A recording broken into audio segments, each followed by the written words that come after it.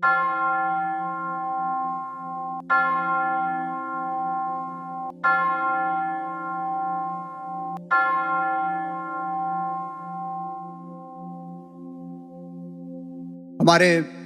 माननीय प्रधानमंत्री के अनुसार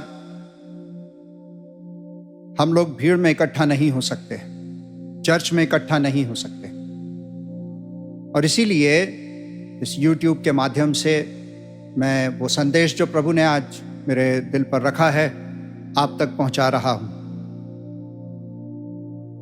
आज कोरोना वायरस से सब लोग भयभीत हैं, परेशान हैं। यातायात बंद है, बिजनेस बंद है, यहां वहां आना जाना बंद है, यहां तक कि इंसान को छूने से डरता है कि कहीं हमें वायरस ना हो जाए। ये वायरस, ये बैक्टीरिया, ये ऐसी चीज है जो हम आंख से नहीं देख पाते। इसके लिए हमें माइक्रोस्कोप की जरूरत पड़ती है। ये हमें दिखता नहीं, और ये वायरस एक ऐसा शत्रु है जिसे हम देख नहीं सकते, इसीलिए हम भयभीत भी हैं। कोई वैक्सीन इसकी नहीं निकली, इसलिए हम डरे हुए हैं। मेरे अजीजों, ऐसी बहुत सी चीजें हैं परमेश्वर का वचन बताता है जो हमें दिखाई नहीं देती। सिर्फ ये वायरस ही नहीं, आज परमेश्वर हमें कुछ बताना चाहता है। 2 कुरिन्थियों उसका 4 अध्याय और उसकी 18वीं आयत में वो कहता है, और हम तो देखी हुई वस्तुओं को नहीं परंतु अनदेखी वस्तुओं को देखते रहते हैं, क्योंकि देखी हुई वस्तु थोड़े ही दिन की है परंतु अनदेखी वस्तु सदा बनी रहती है। परमेश्वर का वचन ये कहता है कि हम अपनी दृष्टि, अपनी आंखें अनदेखी वस्तुओं पर लगाएं। इसी संदर्भ में मैं आज आपका ध्यान 2 राजा उसका 6 अध्याय और उसकी 8 से 24 आयत पर ले जाना चाहता हूं। ये वो समय था जब इस्राएल का राजा और आराम का राजा में युद्ध चल रहा था, और आराम का राजा जहां कहीं पर भी इस्राएल की सेना के लिए या इस्राएल के राजा के लिए घात लगाकर बैठता था, वो बातें इस्राएल के राजा को एलीशा बता देता था, और इस तरह से इस्राएल का राजा बच जाता था। आराम का राजा बहुत परेशान था। वो ये सोचता था कि उसके खेमे में कोई जासूस है जो उसकी सारी बातें इस्राएल के राजा को बता रहा है। अपने काउंसलर्स को उसने बुलाया, उनसे पूछा, तो उन्होंने बताया कि देख राजा, यहां पर कोई ऐसा जासूस नहीं है, लेकिन इस्राएल में एक भविष्यवक्ता है एलीशा नाम का, जिसे परमेश्वर वो सारी बातें बताता है जो तू यहां पर करता है। यहां तक कि तेरे बेडरूम में जो बातें तू करता है, परमेश्वर उसे एलीशा को बता देता है, और एलीशा इस्राएल के राजा को बताता है। राजा ने आदेश दिया कि एलीशा को पकड़कर उसके सामने लाया जाए, और इसलिए उसने एक बड़ी सेना एलीशा को पकड़ने के लिए भेजी। दूसरी तरफ एक दिन जब एलीशा का सेवक सुबह जागा और बाहर निकल के वो क्या देखता है कि आराम के राजा की सेना ने उन्हें घेर लिया है। वो बहुत डर गया, उसकी समझ में नहीं आ रहा था कि वो क्या करे। दौड़ा हुआ एलीशा के पास गया और एलीशा से वो कहता है कि देख, आराम के राजा ने चारों तरफ से हमें घेर लिया है, अब हमारा अंत है। वो ये सोचता था कि एलीशा भी दौड़ेगा, घबराएगा, इधर उधर भागेगा कि हम सब घिर गए हैं। एलीशा बिल्कुल शांत था। और वो अपने सेवक से क्या कहता है, मैं 16वें पद से आगे पढ़ रहा हूं। वो उसने कहा, मत डर, क्योंकि जो हमारी ओर है वो उनसे अधिक है जो उनकी ओर है। तब एलीशा ने यह प्रार्थना की, हे यहोवा, इसकी आंखें खोल दे कि यह देख सके। तब यहोवा ने सेवक की आंखें खोल दी, और जब वो देख सका तब क्या देखा कि एलीशा के चारों ओर एक पहाड़ अग्निमय घोड़ों और रथों से भरा हुआ है। जब आरामी उसके पास आए तब एलीशा ने यहोवा से प्रार्थना की कि इस दल को अंधा कर डाल। एलीशा के इस वचन के अनुसार उसने उन्हें अंधा कर दिया। तब एलीशा ने उससे कहा, यह तो मार्ग नहीं है और ना ये नगर है। मेरे पीछे हो ले तो तुम्हें उस मनुष्य के पास जिसे तुम ढूंढ रहे हो पहुंचाऊंगा। तब उसने उन्हें शोम्रोम को पहुंचा दिया। जब वे शोम्रोम आए तब एलीशा ने कहा, हे यहोवा, इन लोगों की आंखों को खोल दे कि देख सकें। तब यहोवा ने उनकी आंखें खोली, और जब वे देखने लगे तब क्या देखा कि हम शोम्रोम के मध्य में हैं। उनको देख इस्राएल के राजा ने एलीशा से कहा, हे मेरे पिता, क्या मैं इनको मार लूं? मैं उनको मार लूं। उसने उत्तर दिया, मत मार।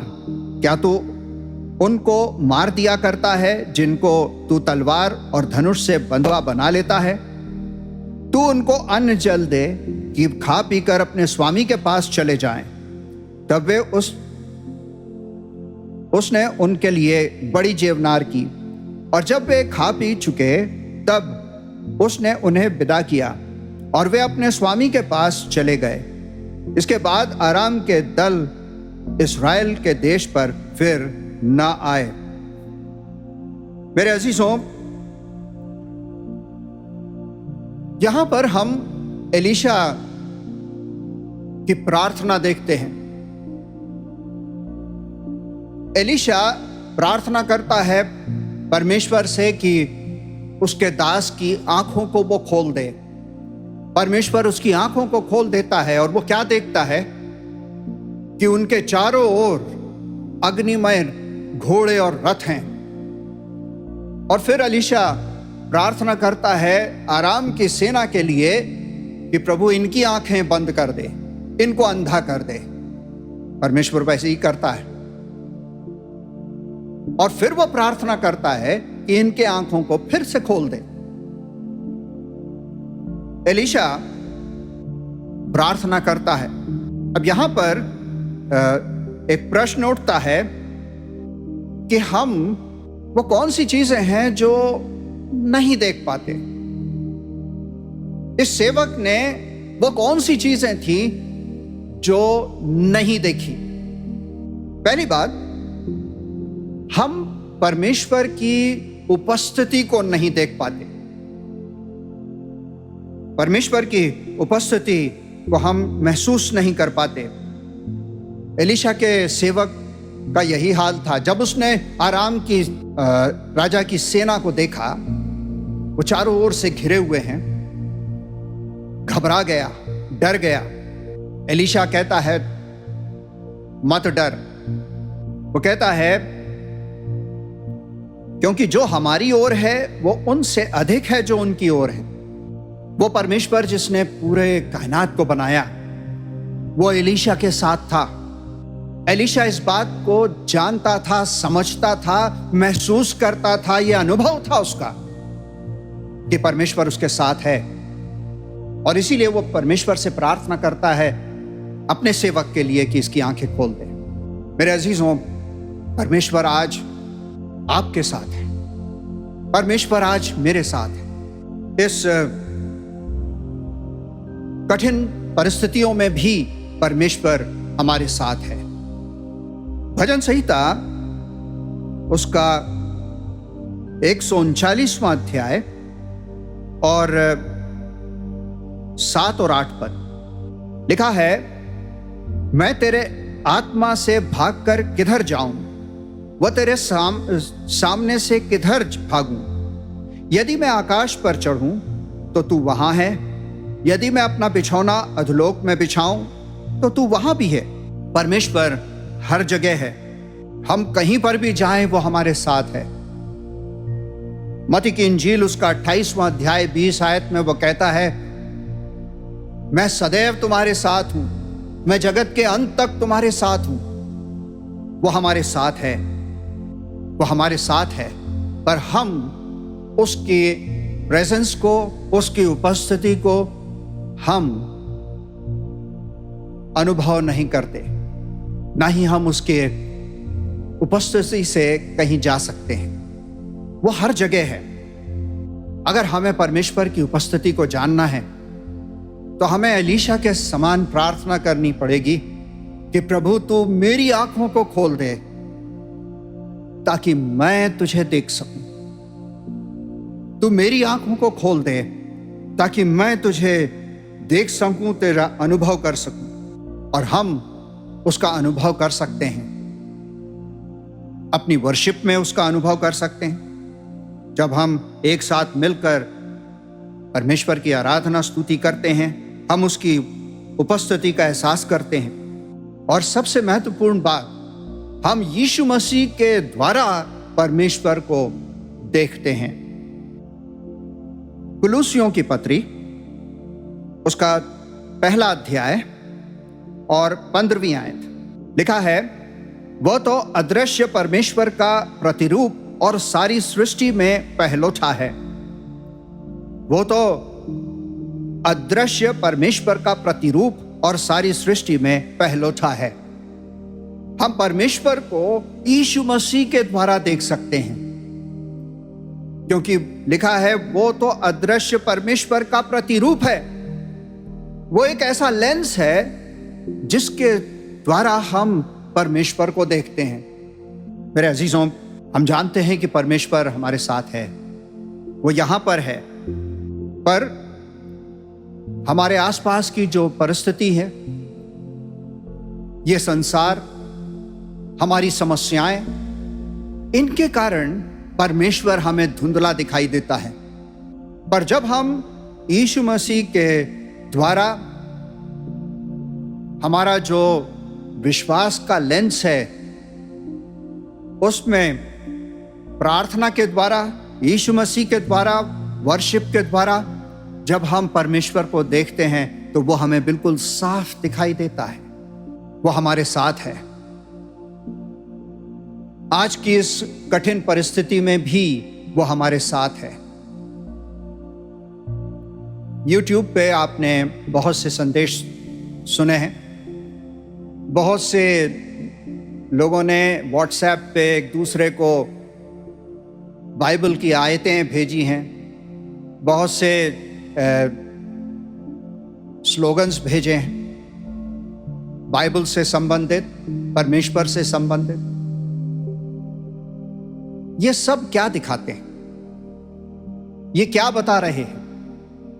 आज की इस कठिन परिस्थिति में, जबकि कोरोना वायरस हमारे चारों ओर है, ये संदेश क्या दे रहे हैं? मेरे अजीजों, ये बता रहे हैं कि परमेश्वर हमारे साथ है, उसकी उपस्थिति हमारे साथ है।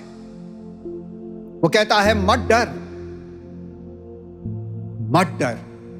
आज वो हमसे कह रहा है, तुम मत डरो, मैं तुम्हारे साथ हूं। ये कोरोना वायरस तुम्हारा कुछ नहीं बिगाड़ सकता, मैं तुम्हारे साथ हूं। आज जरूरत है परमेश्वर की उपस्थिति को महसूस करने की, अनुभव करने की। दूसरी बात जो हमें दिखाई नहीं देती वो है परमेश्वर की सुरक्षा। एलीशा के सेवक ने जब उसकी आंखें परमेश्वर ने खोली तो क्या देखा? कि चारों ओर पहाड़ पर अग्निमय घोड़े और रथ खड़े हैं। परमेश्वर वहां पर है, सिर्फ वो उसकी प्रेजेंस वहां नहीं है, पर अपनी प्रेजेंस के साथ साथ वो अपनी सेना के साथ वहां पर है। भजन संहिता उसका 34वां अध्याय लिखा है, 7वें पद में वो कहता है, यहोवा के डरवैयों के चारों ओर उसका दूत छावनी किए हुए उनको बचाता है। यहोवा का दूत उनके चारों ओर छावनी किए हुए उनको बचाता है। वो हमारे चारों ओर है और वो हमें बचाता है। यीशु मसीह जब गेत्सेमनी के बाग में जब लोग उसे पकड़ने आए, पतरस अपने म्यान से तलवार निकालकर महायाजक के कान को उड़ा देता है।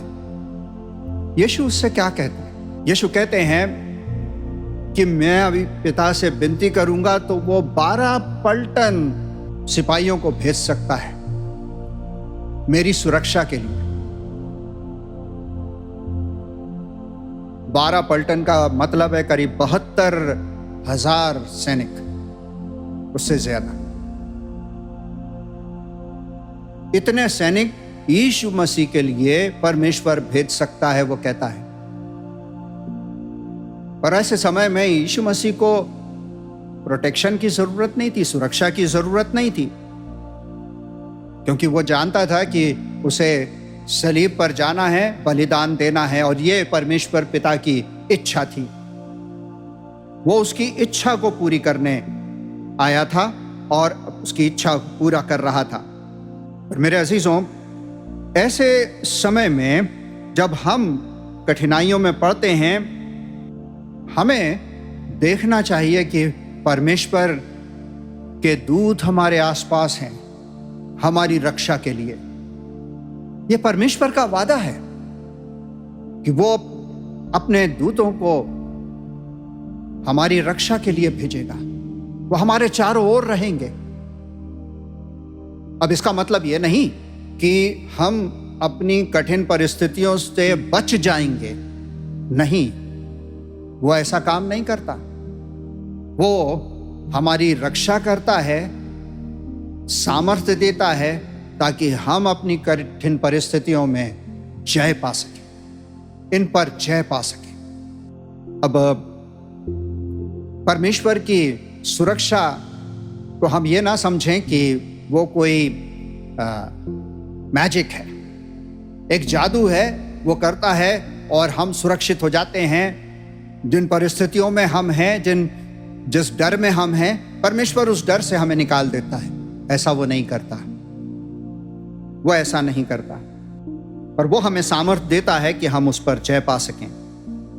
पुराने नियम में हम देखते हैं परमेश्वर शरण स्थान और गढ़ है। एक ऐसा टावर है, एक ऐसा बुर्ज है जो सुरक्षा देता है। पुराने नियम के समय में ऐसा होता था कि लोग उस किले में और उस बुर्ज में छिपते थे और वहां से अपने शत्रुओं पर वार करते थे। सुलेमान के समय में लोग सुलेमान के किले में आ गए थे, दाऊद के उस बुर्ज पर चढ़ गए थे और वहां से वो अपने शत्रुओं पर वार करते थे। एक ऐसी जगह जो सुरक्षित है, जहां से ताकत मिलती है, उस सुरक्षा में ताकत है, और ये वहां से खड़े होकर अपने शत्रुओं पर आक्रमण करते थे। बाइबल बताती है कि परमेश्वर हमारा शरण स्थान और गढ़ है। उसमें हम ताकत पाते हैं, सामर्थ पाते हैं कि अपने शत्रु पर हम जय पा सकें। मेरे अजीजों, परमेश्वर हमारा शरण स्थान और गढ़ है। वह हमें सुरक्षा देता है। हमारी परिस्थिति में से हमें निकाल नहीं देता। उन परिस्थितियों का सामना तो हमें करना पड़ता है, लेकिन परमेश्वर की सामर्थ्य में हम उन पर जय पाते हैं, और ये बड़ी बात है। तीसरी बात जो हम नहीं देख पाते वो है परमेश्वर की योजना। दूसरा राजा उसका 6वां अध्याय और जो बयान पढ़ा गया, इसमें हम परमेश्वर की योजना को देखते हैं।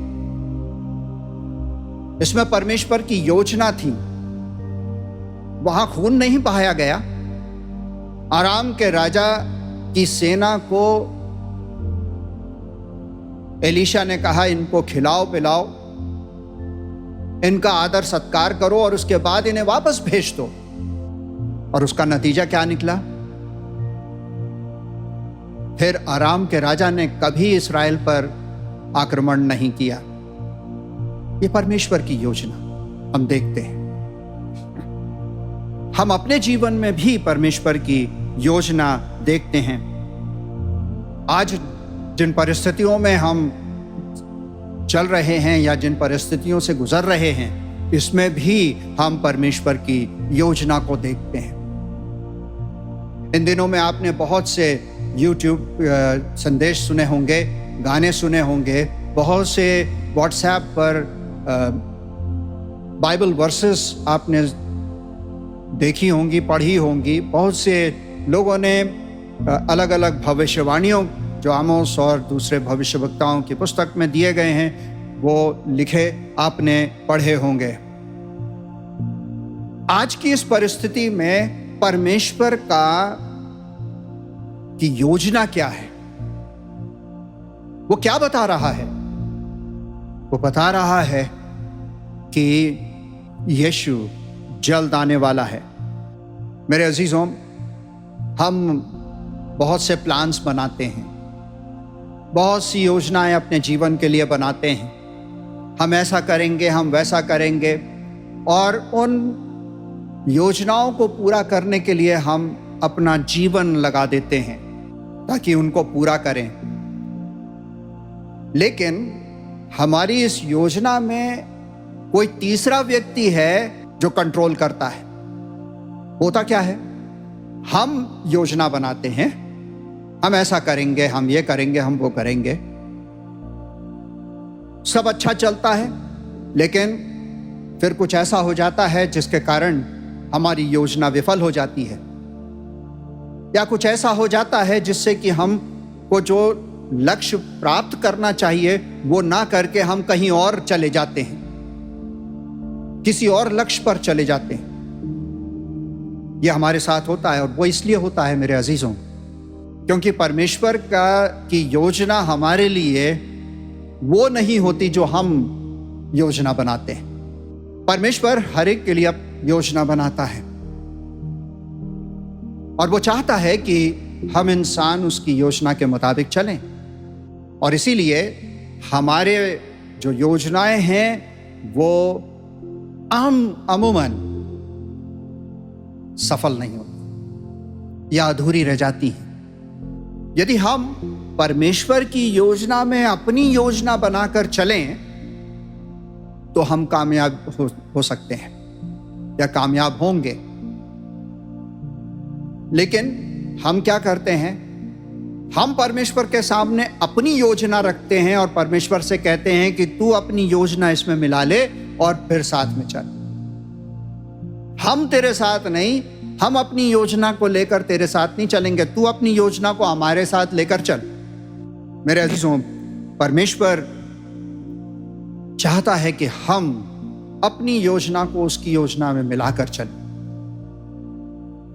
कई बार होता यह है कि हम अपनी योजना में इतने उसको पूरा करने के लिए इतना प्रयत्नशील हो जाते हैं, जी जान उसमें लगा देते हैं कि हम परमेश्वर को भूल जाते हैं। नीति वचन 19वां अध्याय 21वें पद में वो कहता है, मनुष्य के मन में बहुत सी कल्पनाएं होती हैं, परंतु जो युक्ति यहोवा करता है वही स्थिर रहती है। मनुष्य के मन में वो कहता है बहुत सी कल्पनाएं होती हैं, बहुत से प्लानिंग होती है, लेकिन स्थिर वही होता है जो परमेश्वर चाहता है। तो जब अल्टीमेटली परमेश्वर की योजना पर चलना है तो फिर अपनी योजना को परमेश्वर की योजना से मिलाकर चले ताकि सफल हो।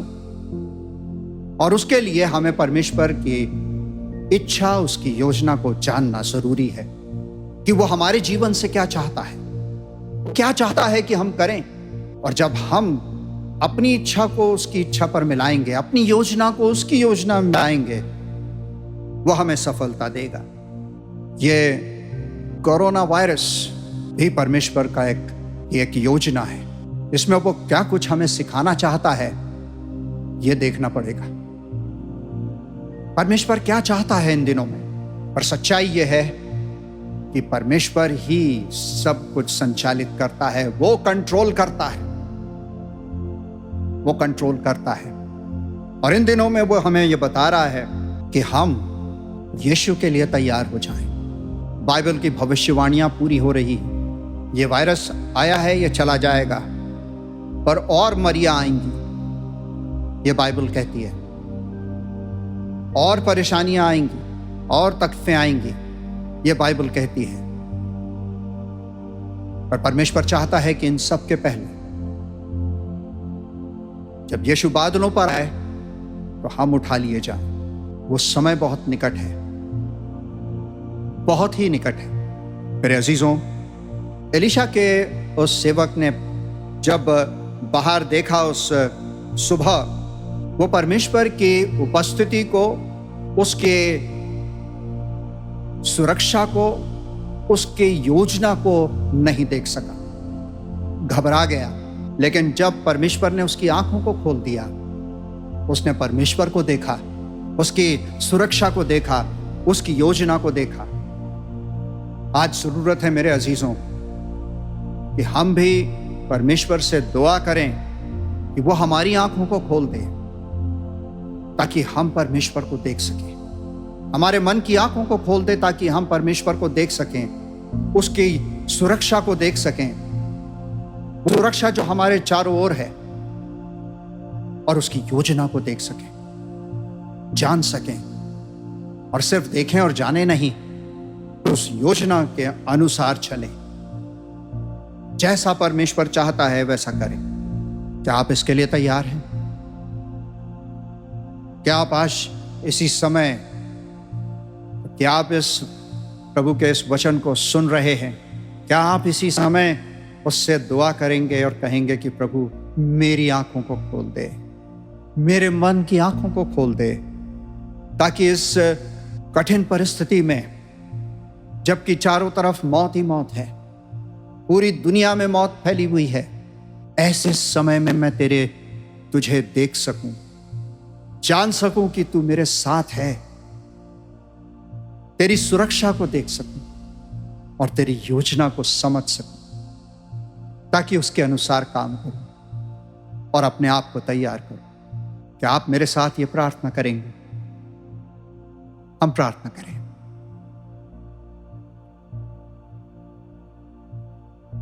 हमारे स्वर्गीय पिता परमेश्वर, हम तुझे धन्यवाद देते हैं तेरे वचन के लिए, और विनती किया चाहते हैं प्यारे प्रभु कि तू हमारी आंखों को खोल दे ताकि हम प्रभु तुझे देख सकें। तू हमारी आंखों को खोल दे ताकि हम तेरी सुरक्षा को देख सकें। खास तौर पर इस समय में जबकि चारों तरफ मौत ही मौत मंडरा रही है, किसी को छूने में, किसी चीज को छूने में भी हमें डर लगता है।